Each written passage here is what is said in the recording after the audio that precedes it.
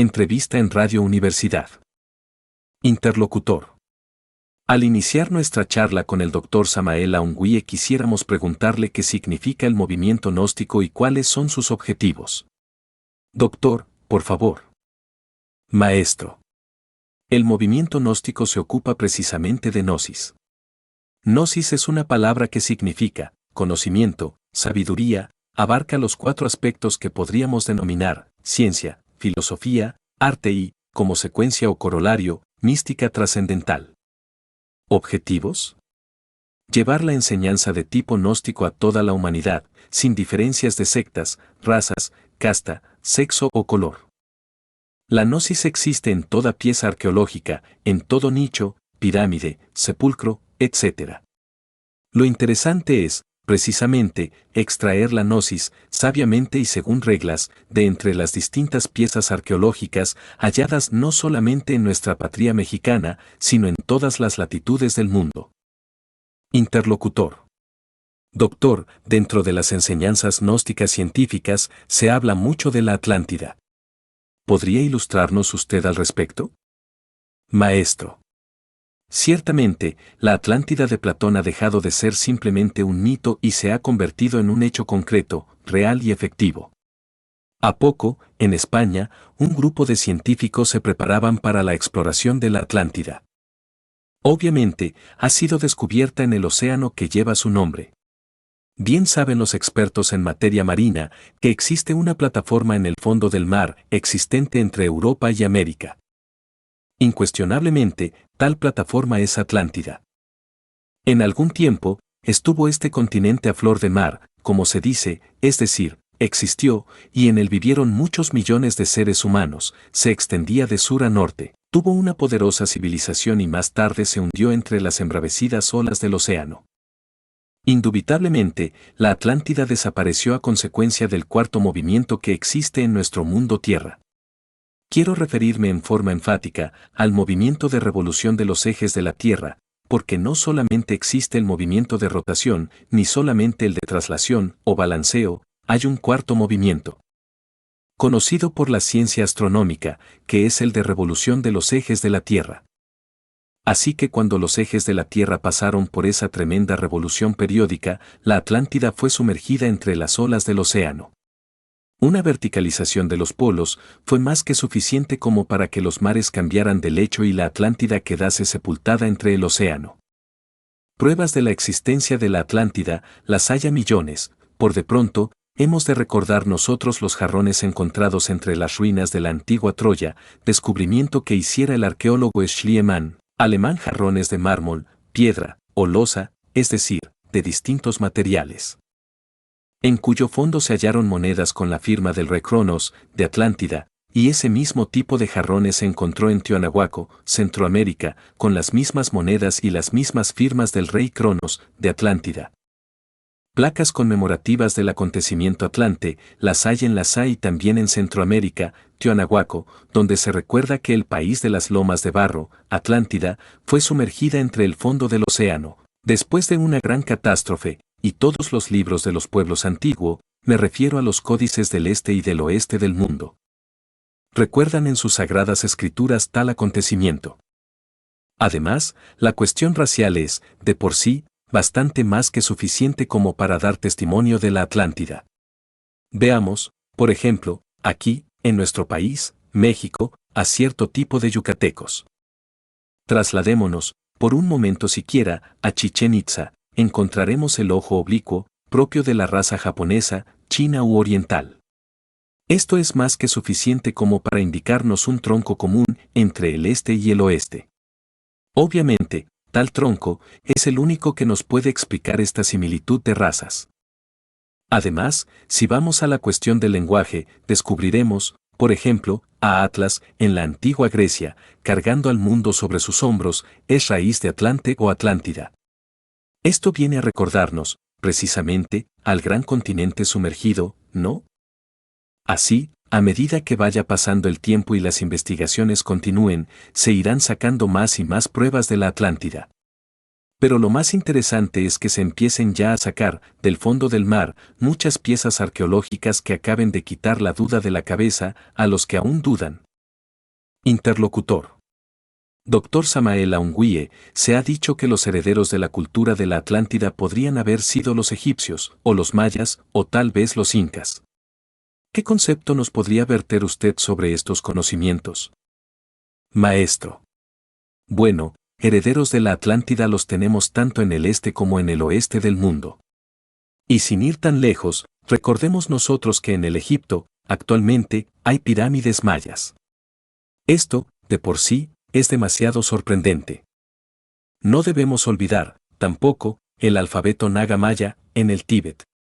El alfabeto maya, por ejemplo, es similar al naga tibetano, y hasta existe una frase en el Evangelio bíblico que se le atribuye a Jesús, el gran Kabir. Dícese que en las cumbres del Calvario, pronunció la frase, Eli, Eli, lama sabactani. Los judíos se decían a sí mismos, ¿pero qué quiere decir este? Tal vez está llamando a Elías, o a algunos de los profetas. Vamos a ver si Elías viene a auxiliarle. Eso, moviendo la cabeza en señal de mofa, claro está que sí. Los judíos, realmente, no entendieron el significado de esa frase, no era frase hebrea, ni sánscrita, ni tibetana. Cualquier indito de Guatemala, la sabe traducir instantáneamente, me refiero a los mayas. Esa frase quiere decir, según los mayas de Yucatán o de Guatemala, me refugio en la prealba de tu presencia. Así pues que Jesús de Nazaret hablaba maya. Obviamente que el maya viene originalmente de la Atlántida. Antes de que aquel continente tan famoso se sumergiera entre las embravecidas olas del océano que lleva su nombre, la raza maya se había ya establecido en el oriente y en el occidente del mundo.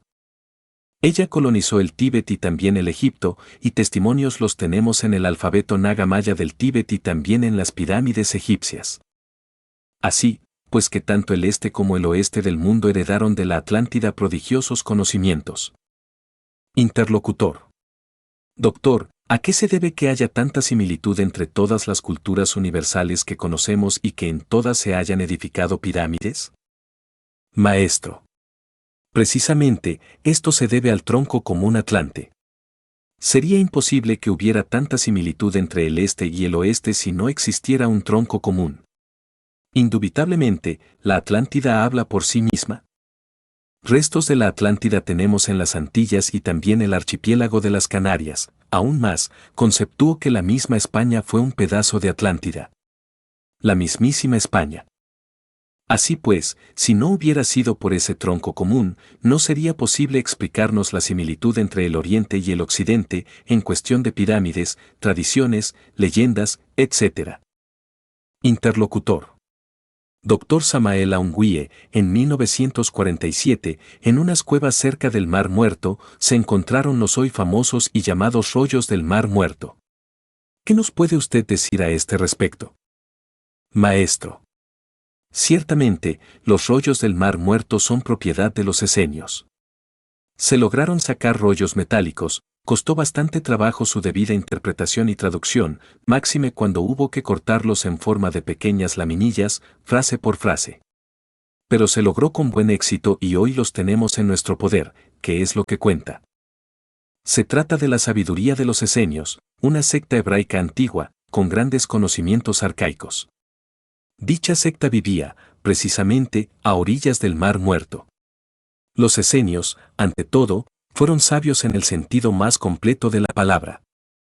Conocieron la sabiduría antigua y se dedicaron a trabajar sobre sí mismos, hablo desde un punto de vista psicológico.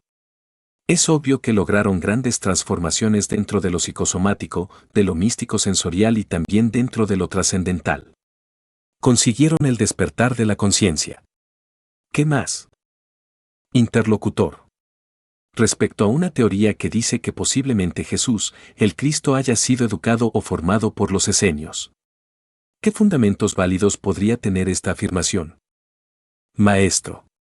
Bueno, lo que sucede es que en los rollos del Mar Muerto se cita al Maestro de la Rectitud, existente unos 5 siglos antes de Jesús, y se ha confundido, en verdad, al Maestro de la Rectitud, citado por los esenios, con el Jesús histórico, el Gran Kabir.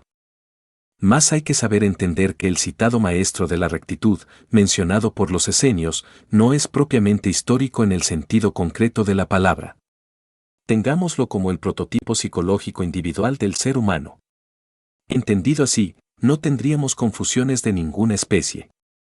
Obviamente que la parte superior del ser en toda criatura humana, según antiguas teogonías y viejas tradiciones que se pierden en la noche aterradora de todas las edades, es crística en gran manera. Lástima da, verdaderamente, que hoy se hayan olvidado esos conocimientos arcaicos. Debido a tal olvido, la humanidad ha caído en una especie de antropomorfismo muy grave. Por eso no es extraño que en estos tiempos se haga del Cristo un personaje meramente histórico o antropomórfico, cuando debería hacerse de él, lo que verdaderamente es él, un prototipo de perfección humana, en cada uno de nosotros. Interlocutor. Y respecto también a los rollos del Mar Muerto, pues, se hizo un gran revuelo a raíz de su descubrimiento y de todas las peripecias para descifrarlos. Pero también tengo entendido que luego hubo un gran silencio a ese respecto, es decir, se dejó de hablar por mucho tiempo de ese gran descubrimiento.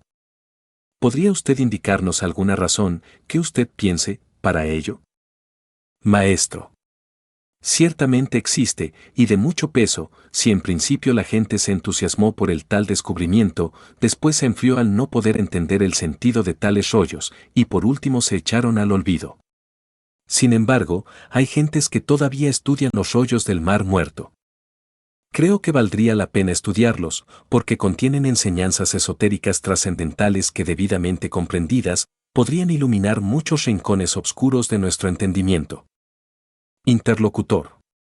Dr. Samael Aun Weor, en todos los libros antiguos, en todas las antiguas tradiciones y leyendas de la humanidad, decimos, así, leyendas porque a veces no alcanzamos a comprender lo que encierran en sí mismas. Se ha hablado de que antiguamente existían objetos voladores. En el Ramayana, se habla de guerras nucleares o algo que podría asemejarse, de naves volantes, y en todas las antiguas culturas se habla también de esos objetos. Entonces quisiéramos que le dijera a nuestro público radioescucha, habían objetos que pudieran venir de otros planetas, qué tipo de gentes vienen dentro de esas naves, si son extraterrestres, o si son gentes que habitaron en nuestro planeta hace muchos milenios. Y que por diversas circunstancias y ciclos de la vida se fueron acabando esas civilizaciones. Quisiéramos que nos dijera algo sobre eso, Dr. Samael Aun Weor. Maestro. Con el mayor gusto platicaremos un poco sobre estas inquietantes cuestiones relacionadas precisamente con los extraterrestres. En lo que a mí atañe, tuve experiencia directa con los mismos. Para mí no son cuestión, meramente, teórica o utópica, sino que en realidad de verdad los conocí, directamente. Me viene a la memoria, en este momento, un encuentro con extraterrestres, hallábame precisamente en el desierto de los Leones, en el Distrito Federal. De pronto, un objeto volador no identificado descendió en un claro del bosque. Movido por la curiosidad me dirigí al lugar y grande fue mi sorpresa al hallar una nave cósmica redonda, achatada, sostenida sobre un trípode de acero. Se abrió una escotilla y un hombre descendió por una escalerilla. Detrás de él, venían unas 11 personas, delgadas todas, de mediana estatura, piel cobriza, amplias frentes, de ojos azules, fisonomía noble, etc. Me acerqué al que consideré el capitán de la nave, el hombre que descendió adelante.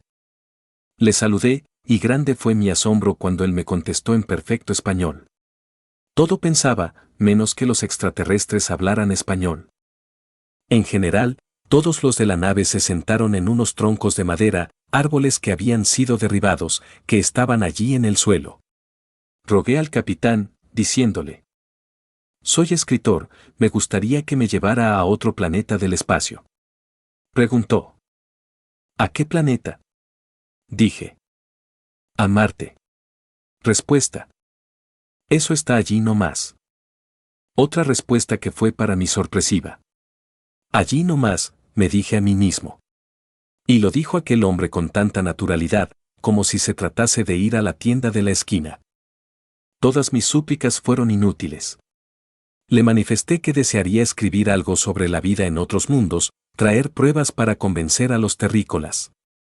Le aclaré que los terrícolas son escépticos en un 100%, incrédulos y materialistas, que de nada serviría que yo fuese a otro planeta si no traía pruebas, porque aunque uno se hincara de rodillas, llorando lágrimas de sangre para convencer a los terrícolas, estos no le creerían a uno por nada de la vida, si no les trae algo.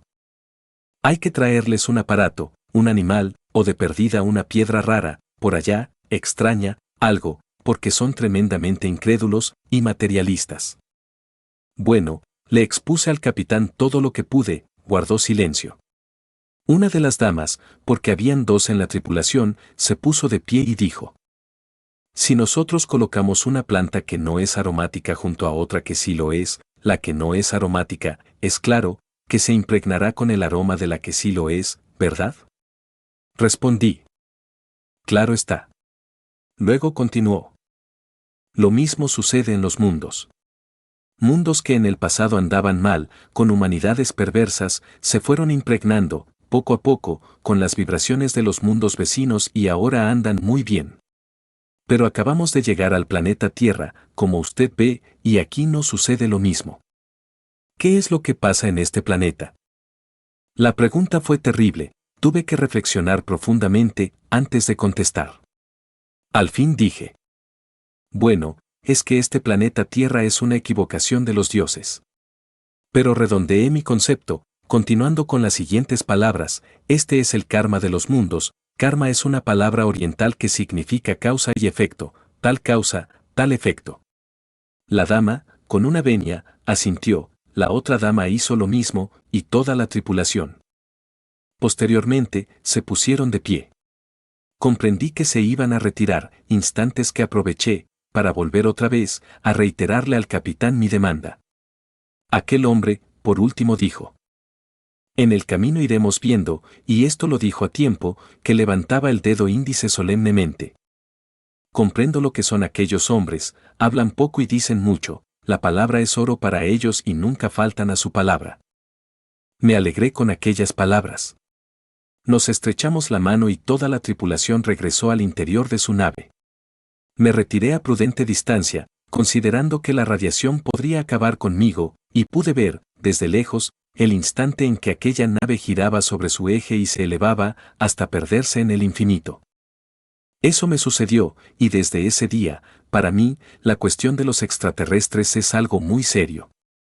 Se me quitó la curiosidad, lo confieso, comprendí que para poder llegar a convertirme en un viajero intergaláctico, necesitaría primero acabar con mis defectos psicológicos. Sé que en tanto no sea yo un hombre suficientemente digno como para poder ingresar a esa tripulación, no haré más que suspirar. Estoy dedicado ahora, precisamente, a corregir mis defectos, a fin de, un día, lograr ingresar a esa nave. Creo que algún día volverá ese capitán por mí, que cumplirá su palabra. Pienso que se trata de viajeros intergalácticos, así lo he intuido. No hay duda de que aquella nave que descendió en el bosque había salido de entre el vientre de alguna nave nodriza que quedara en órbita. En el Ecuador acaeció algo histórico, con mayor suerte que la mía, cierto individuo XX que estaba afiliado a una escuela oriental, muy de mañana fue visitado por algunos extraterrestres. Se le llevó en una nave hasta Ganimedes y se le demostró la poderosa civilización allí existente. Se le propuso que se quedara a vivir en Ganimedes. Se trata, entre paréntesis, de un satélite que gira alrededor del planeta Júpiter. Júpiter tiene 12 lunas. Aquel individuo fue traído de regreso a la Tierra, pues así lo rogó él, para entregar sus bienes materiales, su automóvil, su casa y propiedades en general, a su hermano. Fue traído y entregó formalmente, a su hermano, su automóvil, su casa, su dinero y todo. Invitó a su hermano y cuñada a una cena de despedida, manifestó que se trataba de un viaje largo, se abstuvo de decir hacia dónde era ese tal viaje. Y hallábanse en plena cena, cuando la nave aterrizó en el jardín de su casa, un enorme jardín. Ah, ya entendemos, dijeron sus familiares, ¿de qué se trata? Dijo. Sí, vienen por mí, pero no voy a ser llevado a la fuerza, me voy por mi gusto. Subió a la nave y se fue para Ganimedes. En Ganimedes existe una poderosa civilización. Bueno, lo interesante fue que dejó a su hermano una caja, un aparato mecánico, algo mejor que un aparato de televisión o de radio, que le permitía, mediante la concentración del pensamiento, ponerse en contacto con Ganimedes y con los habitantes de Ganimedes. De manera que las comunicaciones continuaron y su hermano se preparó también, psicológicamente, para ser, un día, llevado a Ganimedes. No está de más decirles que él también fue llevado a Ganimedes. Hay una poderosa civilización en Ganimedes. Pienso que el planeta Tierra no puede ser el único que esté habitado. Sería absurdo suponer que entre tantos miles y millones y trillones de mundos que pueblan el espacio infinito, solamente este planeta Tierra, este grano de arena en el espacio, va a tener la exclusividad de poseer vida. Pensar así, es pensar con mente medieval. Esto es similar a aquellos que en la Edad Media suponían la Tierra era plana, cuadrada y que no se movía. Recordemos nosotros que Galileo se atrevió a decir que era redonda y que se movía, y lo iban a quemar vivo en la Inquisición. Tuvo que jurar, poniendo la mano derecha sobre la Biblia. Le dijeron: ¿jura usted que la Tierra no es redonda y que no se mueve? Él juró, dijo. Eppur si muove, dijo. Lo juro, pero se mueve, se mueve. Así también, pensar hoy en día nosotros que habitantes solamente hay en la Tierra y que este es el único mundo que tiene vida, es pensar con mente medieval, al estilo inquisitorial. No es eso inteligente, nosotros debemos ser revolucionarios en el pensar. Interlocutor. Doctor Samael Aungüe, usted me hace reflexionar sobre algunas cuestiones que siempre me han inquietado. Se ha hablado de los grandes secretos que encierra la Gran Pirámide de Egipto, también Nostradamus habla, en sus obras, sobre acontecimientos que han venido ocurriendo en la historia de la humanidad y que han sido destacados ya por ellos. ¿Es que la historia se repite o es que el hombre puede ver hacia el futuro? Maestro. Ciertamente, la Gran Pirámide es tremenda. Todas las medidas de la Gran Pirámide son proféticas. Allí está profetizada, con entera claridad, la Segunda Guerra Mundial, que ya acaeció entre los años 1939 y 1945. También estuvo debidamente profetizada la Primera Guerra Mundial, acaecida entre el 14 y el 18, y está profetizada la gran catástrofe que se acerca y que ya estamos a la puerta de la misma. Recordemos nosotros a los mayas, que no son tan ignorantes como la gente lo supone, tuvieron conocimientos grandiosos de astronomía y los tienen todavía. Ellos están, en estos precisos momentos, aguardando el Catún 13. ¿A poco estuve, precisamente, entre ellos y estoy informado de lo que estoy diciendo, directamente, aguardan la gran catástrofe para el Catún 13. Los 13 Catuns mayas son maravillosos, son una especie de ciclos históricos, debidamente definidos. Los 12 catunes anteriores se cumplieron con toda exactitud matemática, y en estos precisos momentos ellos se están preparando para el Catún 13. En el que, se dice, habrán una gran catástrofe que cambiará la fisonomía geológica de nuestro mundo Tierra, en forma total y definitiva. Obviamente, de producirse tal catástrofe, pues, tiene que venir el desastre para toda nuestra raza, morirá la humanidad en su totalidad. Sin embargo, pienso también que un pequeño grupo puede salvarse. Siempre, después de toda catástrofe, hay sobrevivientes. ¿Por qué no los podría haber ahora? Sabemos que hay un mundo gigante, colosal, imponente, que viene rumbo hacia la Tierra, que sigue una órbita definida. Se trata de un mundo que pertenece a otro sistema solar. Quiero referirme, en forma enfática, al sistema solar de Tilar. Ese mundo colosal tiene, en realidad de verdad, una órbita tremenda, enorme. Cuando llegó al final de la época lemúrica, continente otrora situado en el Océano Pacífico, el fuego de los volcanes entró en erupción, y a través de 10.000 años de terremotos fue desapareciendo aquel gigantesco continente, hasta que se acabó definitivamente, fue cubierto por las aguas del Pacífico. ¿Restos de Lemuria? Tenemos toda la Australia y la isla de Pascua, situada frente a Chile. Cuando llegó al final de la época rasa Atlante, se produjo la revolución de los ejes del mundo. Entonces los mares cambiaron de lecho y se tragaron a ese gran continente con toda su poderosa civilización. Y ya viene nuevamente ese mundo colosal. Obviamente que traerá una gran catástrofe, se trata de Barnardi, según los astrónomos. Ahora bien, lo que estoy afirmando no es a priori, tiene documentación.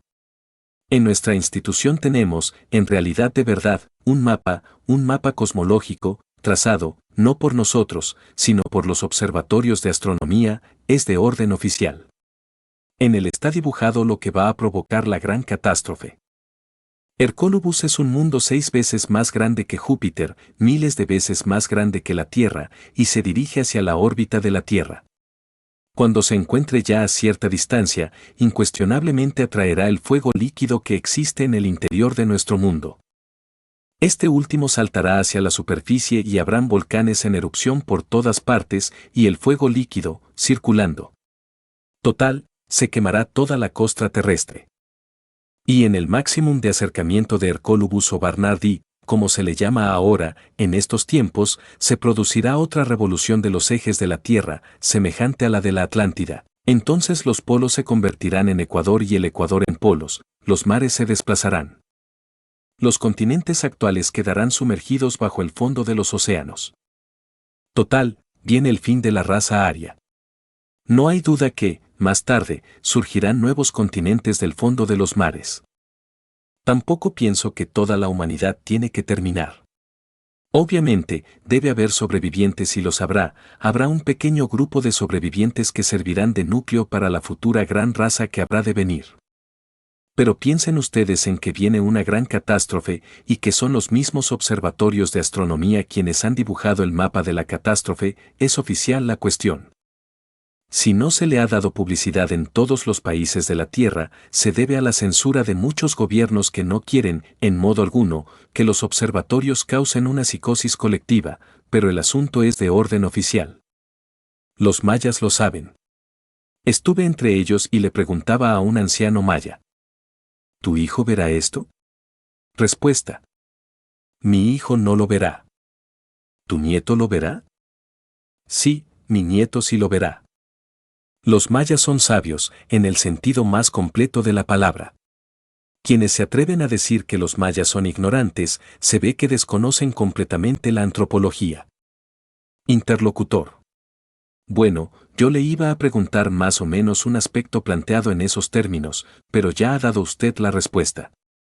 Pasando a otro tema, quisiera que nos ilustrara, Dr. Samael Aungüe, respecto a una ley llamada Solionensius. ¿Ese es el nombre correcto, doctor? Maestro: correcto. El Solionensius es una ley muy interesante. Sucede que cerca a nuestro sistema solar de Ors existe el Sol Baleoto, que es otro sistema vecino. De cuando en cuando, el sistema del Sol Baleoto se acerca a nuestro sistema solar de Ors, entonces ese sistema se defiende, por decirlo así, eléctricamente, y aumenta la tensión eléctrica en todo el sistema y también en nuestro mundo, es claro. Y como secuencia o corolario, se produce un estado de psicosis y de nerviosismo extremo en toda la humanidad, una especie, dijéramos, de alteración electro-biológica en todas las especies vivientes, y vienen las grandes revoluciones de sangre y aguardiente. Los pueblos se levantan contra los gobiernos y hay por doquiera desastres. Recordemos la Revolución Francesa, se debió a un Solionensius. El pueblo se levantó entonces contra Luis XVI y la guillotina dio buena cuenta de todos los nobles de París, fue horroroso aquello. Recordemos la Revolución de 1917, en Rusia, fue producto de otro Solionensius. Ya ciertos sabios gnósticos aguardaban ese Solionensius y sabían lo que iba a suceder en Rusia en 1917. Cayó la cabeza del zar Nicolás de Rusia, los bolcheviques se levantaron, pues, contra el zar, y vino la gran revolución. Esos Solionensius siempre han sido terribles. En Egipto hubo otro. En un Solionensius de esos, el faraón y toda su familia fueron muertos, se les traspasó con cables de acero, en forma tal que se formó un collar macabro. Todos los cuerpos, atravesados con un cable de acero, fueron lanzados después al Nilo. Mucho se ha hablado de las dinastías del antiguo Egipto de los faraones, pero muy poco se ha hablado, en realidad de verdad, desde el punto de vista histórico, de lo sucedido entre dinastía y dinastía. En un Solionensius de esos, para poder elegir un nuevo gobernante, se dijo que el que pudiera poner dentro de un determinado vaso de alabastro el mayor número de ojos de nobles, ese sería el faraón. No hay duda de que se cometieron crímenes horribles. Piensen ustedes en lo que eso significa. Cada vez que un Solionensius, pues, llega a nuestro mundo, se producen acontecimientos de esa clase. Esa es la ley del Solionensius, es una tensión eléctrica que, indubitablemente, produce alteraciones en los nervios de la humanidad. Los desórdenes electrobiológicos son terribles. Interlocutor. También, dentro de la historia de la humanidad, han habido casos de hombres que podríamos llamar excepcionales, me refiero a los mutantes. ¿Qué nos podría usted explicar, doctor? Maestro. Sí, hay mutantes. Y uno podría transformarse en mutante si en realidad de verdad disolviera el ego, el yo.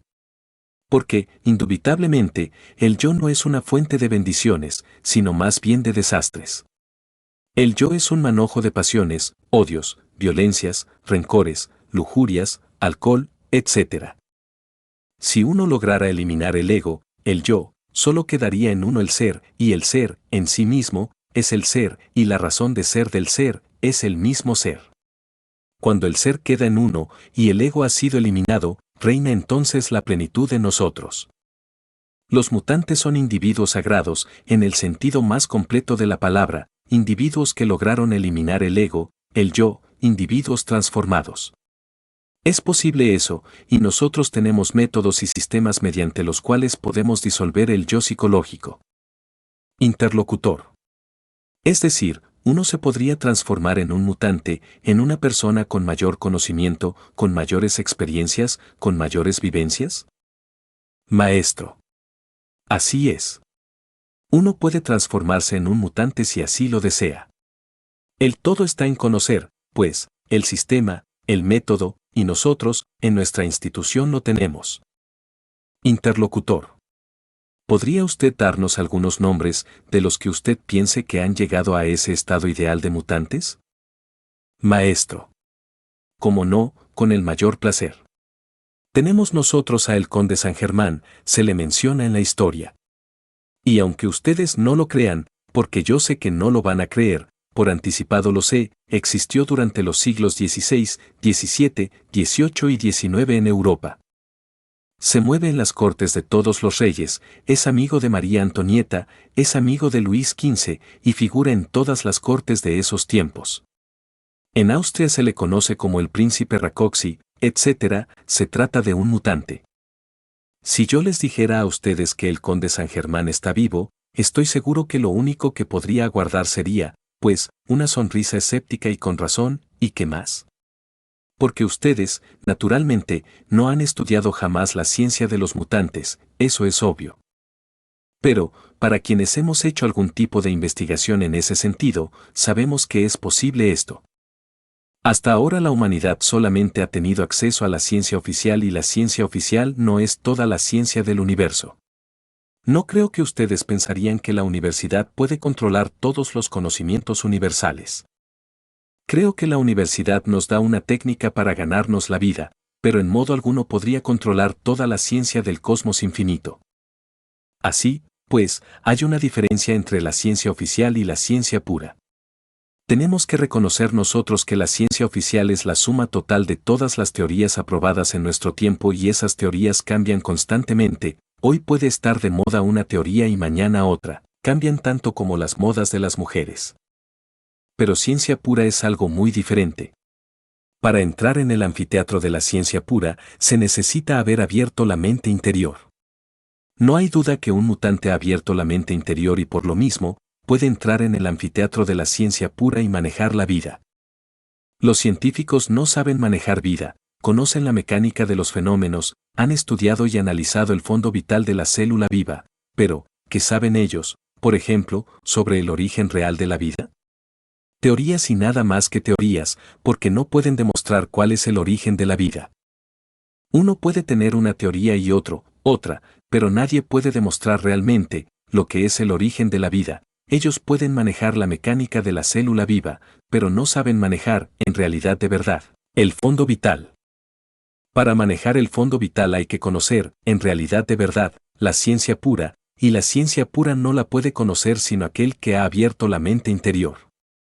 Quien ha abierto la mente interior, sí que entra en el anfiteatro de la ciencia cósmica, se convierte, de verdad, en un sabio, en el sentido más trascendental de la palabra.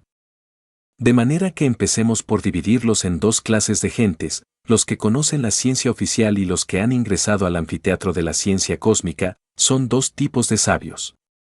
Los que están en la ciencia oficial, común y corriente, jamás creerían en aquellos que están en el anfiteatro de la ciencia cósmica, nunca los aceptarían. ¿Por qué? Porque están más allá de su capacidad. Para penetrar en el anfiteatro de la ciencia cósmica, repito, hay que abrir la mente interior. Existen tres mentes, la primera podríamos denominar la mente sensual. Esta elabora sus conceptos de contenido con las percepciones sensoriales externas y nada puede saber sobre lo real, nada. La segunda es la mente intermedia, en ella están depositadas las creencias. Un hombre puede darse el lujo de creer en todo lo que quiera, pero eso no lo transforma. Alguien podría creer que existe el sol y alguien podría creer que no existe, pero para el sol sería indiferente que creyeran o no creyeran en él. Las gentes que tienen desarrollada la mente intermedia, nada saben de lo real, solamente creen y eso es todo. La mente interior es algo más importante. Quien abre la mente interior, de hecho tiene percepción directa de lo real. La mente interior es cognición de lo fundamental, conocimiento directo de eso que verdaderamente es lo real. Solo abriendo la mente interior podemos nosotros entrar en el anfiteatro de la ciencia cósmica. Antes, no es posible. Por eso, si yo les digo a ustedes que el conde San Germán vive en las épocas actuales y tengo el valor de declararlo, estoy también absolutamente seguro que eso no lo creerá jamás nadie. ¿Por qué? Porque nadie ha abierto la mente interior, pero quienes la han abierto, saben que sí existe el conde San Germán.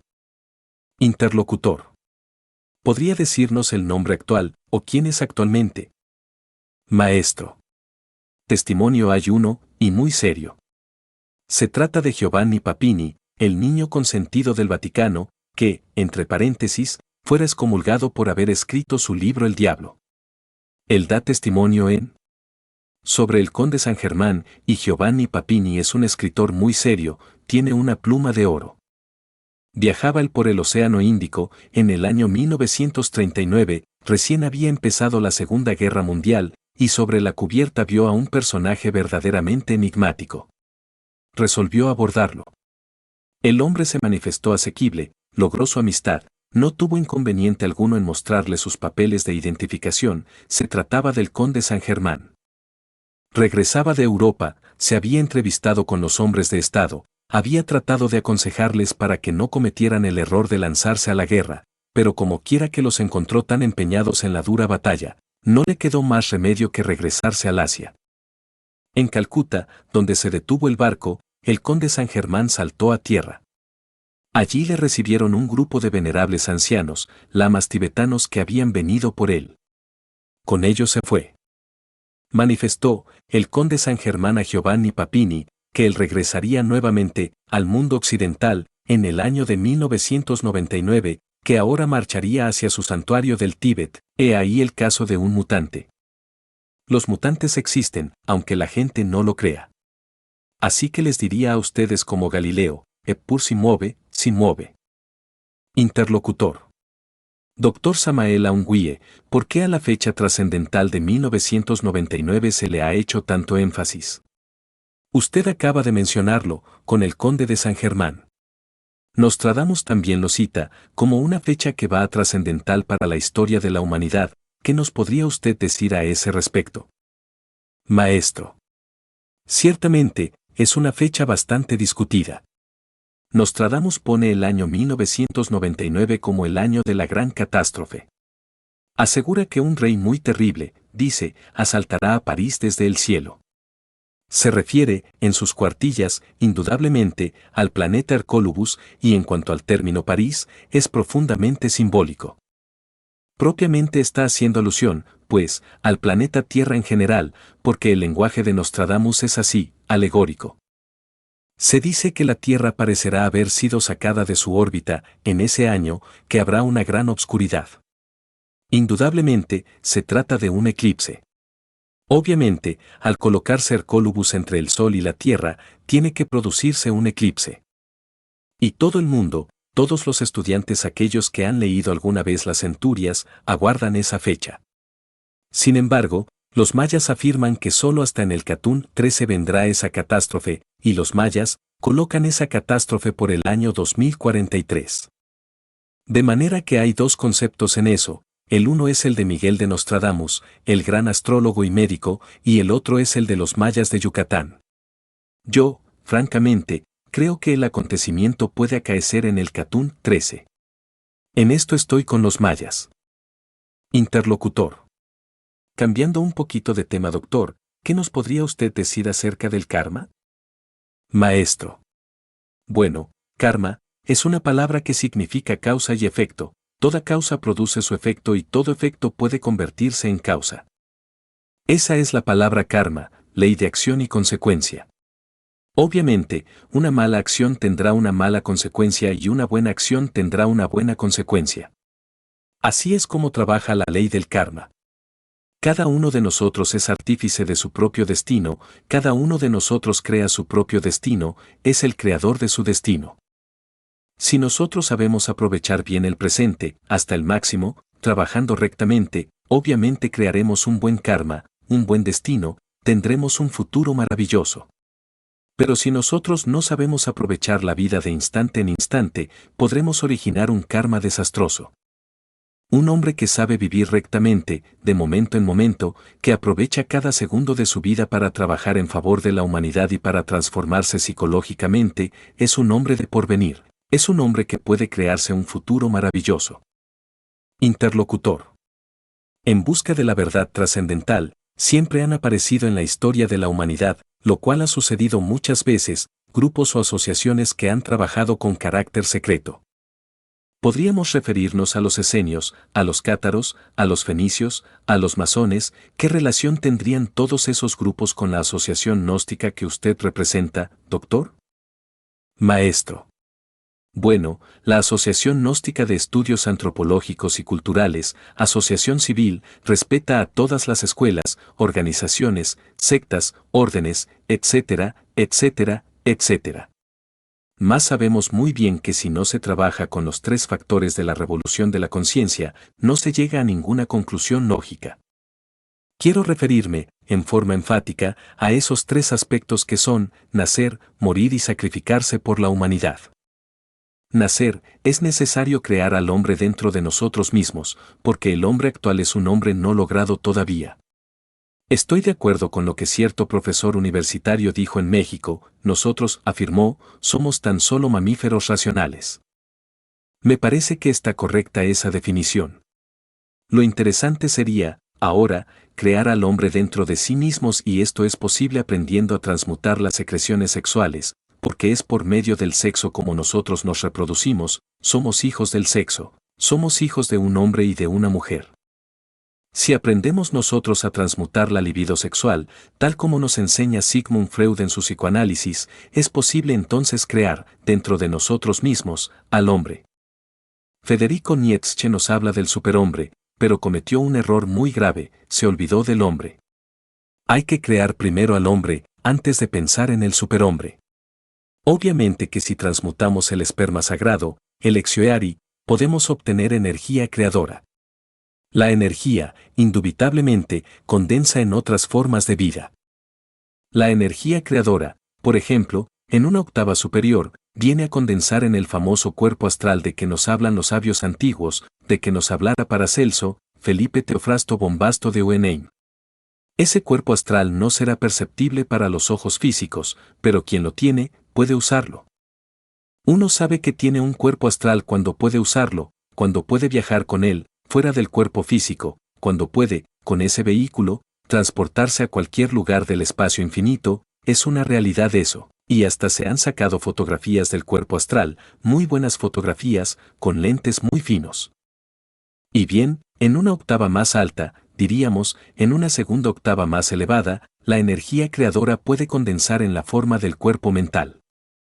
El cuerpo mental nos da individualidad intelectual, porque una cosa es rellenarnos la cabeza con muchas teorías y otra cosa es tener chispa, en el sentido más completo de la palabra, verdadera inteligencia. En una tercera octava más alta, la energía creadora puede cristalizar o condensarse en la forma del cuerpo causal. Quien posee un cuerpo causal, o cuerpo de la voluntad consciente, puede determinar circunstancias a voluntad, ya no es víctima de las circunstancias. Antes bien, puede originar nuevas circunstancias. Alguien que posea los cuerpos físico, astral, mental y causal, puede recibir los principios étnicos, búdicos o crísticos, o como se le quiera llamar, y se convierte en hombre real, en hombre verdadero, en el sentido más completo de la palabra. Obviamente, quien desarrolla el sentido de la autoobservación psicológica puede percibir el astral, percibir el mental, percibir el causal. Pero hay que poseer esos cuerpos en forma íntegra, unitotal, para poder ser hombre real. Antes de ese instante no se es un hombre, se es un mamífero racional, como dijo aquel profesor de la Universidad de México.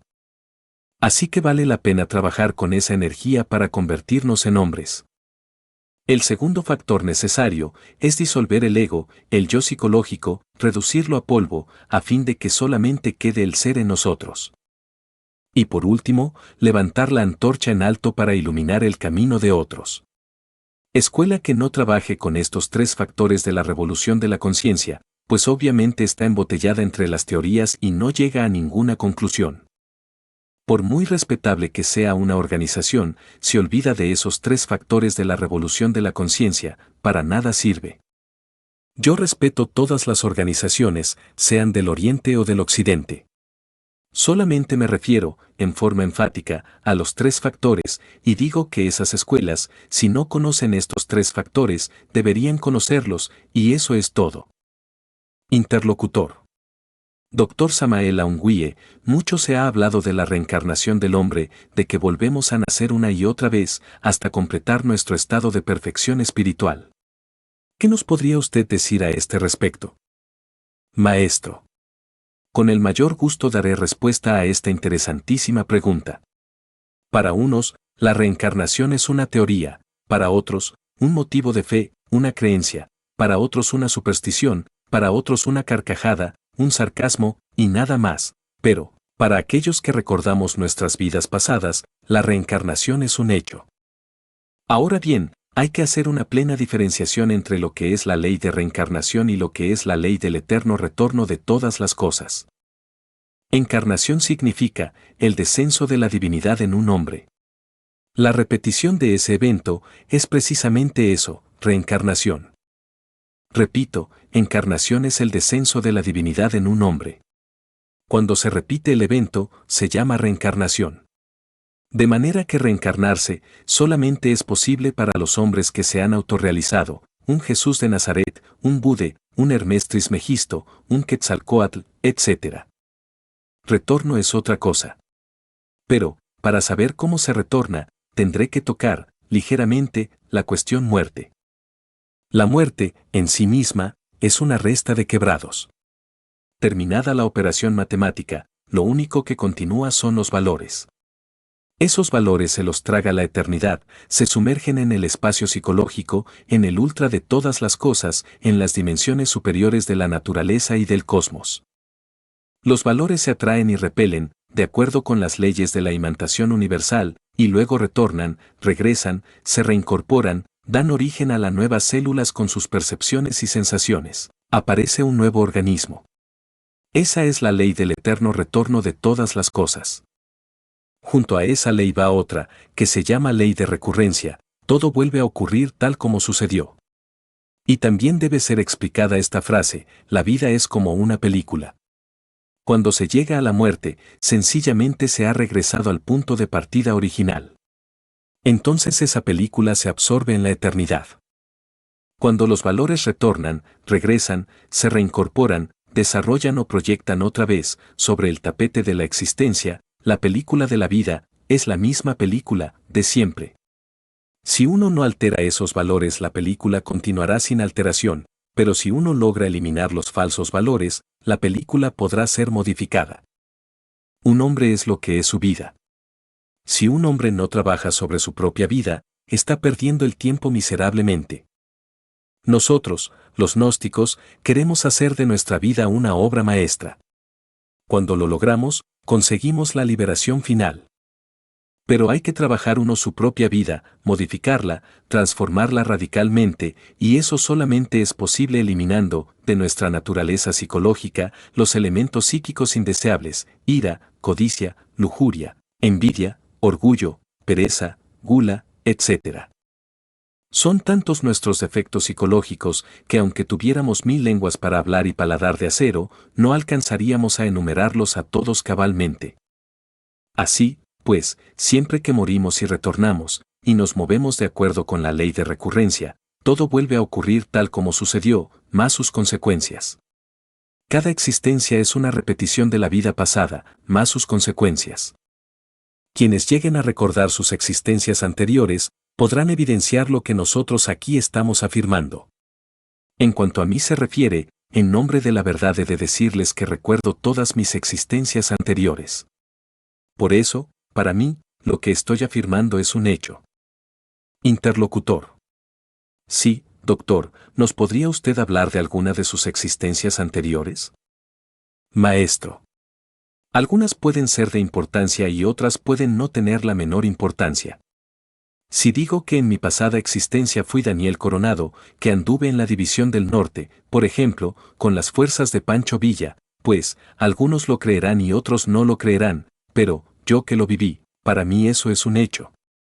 Sería muy largo ponerme a narrar toda una vida, únicamente me contento con decirles que fui Daniel Coronado y que estuve en la Revolución y que no se me ha olvidado absolutamente nada de lo que me acaeció en esa existencia. Interlocutor. ¿Fue la inmediatamente anterior a esta? Maestro.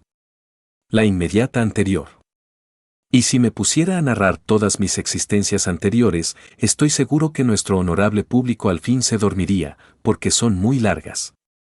Piensen ustedes lo que significa, no más, citar una sola vida, nombres, apellidos, la historia, la biografía de toda una existencia, eso es muy largo.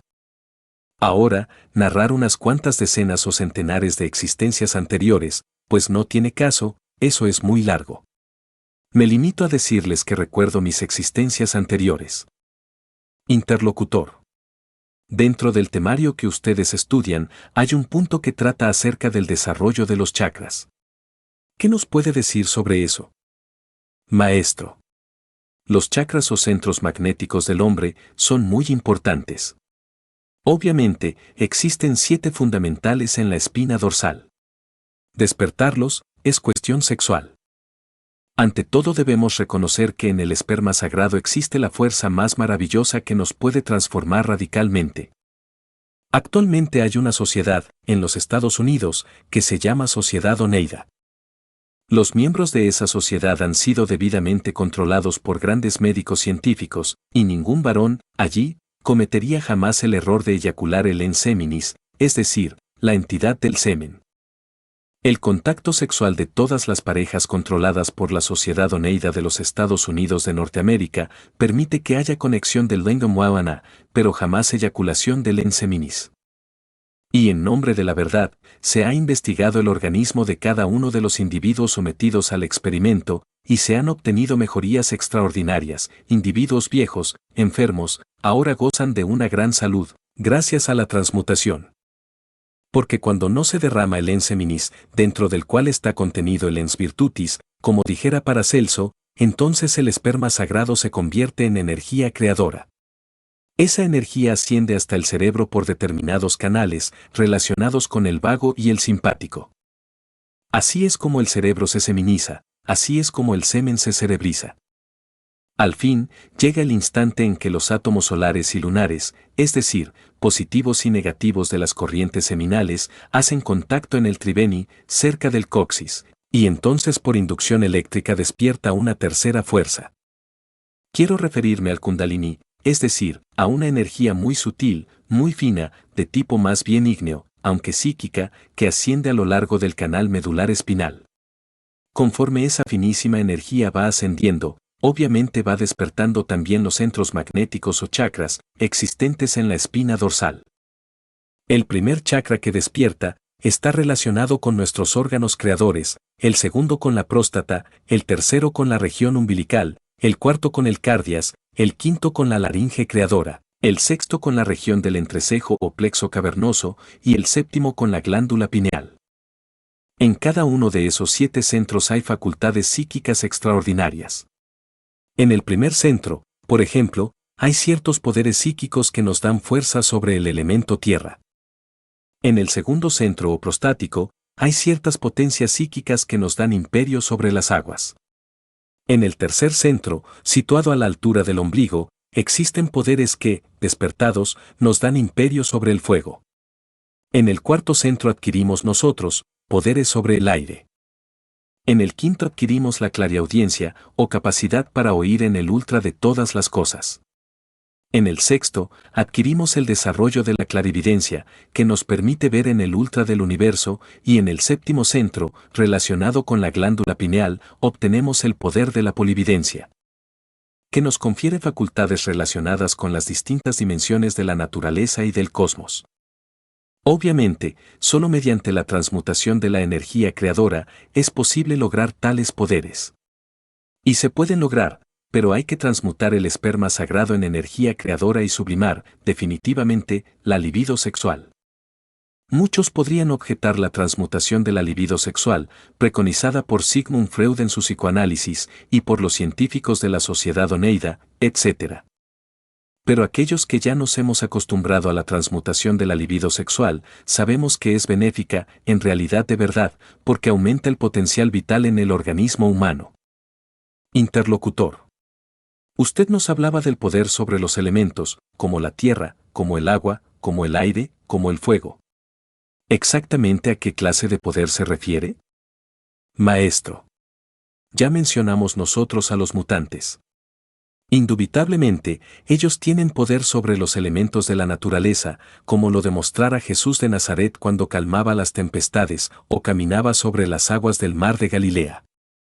Ellos tienen poder sobre los elementos de la naturaleza, como lo demuestran todavía, hoy día, ciertos yogis del Indostán que caminan por entre el fuego sin quemarse, que pueden flotar en los aires y atravesar una roca de lado a lado sin sufrir daño alguno.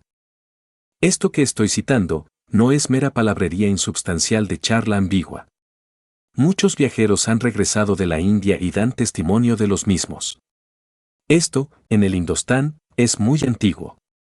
Todavía existen órdenes, sociedades, logias, que están dirigidas por verdaderos mutantes en el sentido más completo de la palabra. Interlocutor. Doctor Samael Aungüe, ¿cree usted que esta humanidad tendrá tiempo de llegar al grado de superhombre? Maestro. Indubitablemente, si la gente se lo propone, lo logra. Tenemos precisamente, en nuestra institución, todas las reglas precisas para lograrlo, tenemos métodos y sistemas que nos permiten llegar a esas alturas. Lo importante es, naturalmente, estudiar y practicar. Interlocutor. El superhombre, ¿qué virtudes debe reunir, o qué virtudes poseerá cuando llega a ese grado? Maestro. En primer lugar, el que alcanza las alturas del superhombre se distingue por su modestia y sencillez. Un superhombre jamás dirá que lo es. Antes, procurará pasar desapercibido por donde quiera que circule, no intentaría jamás engreírse ni publicarlo a los 4 vientos. El verdadero superhombre se distingue por su humildad. El verdadero superhombre pasa anónimo y desconocido por todas partes, es sencillo, en el sentido más completo de la palabra. Interlocutor. Doctor Samael Aungüe, queremos agradecerle a usted su presencia en estos estudios de Radio Universidad y la amabilidad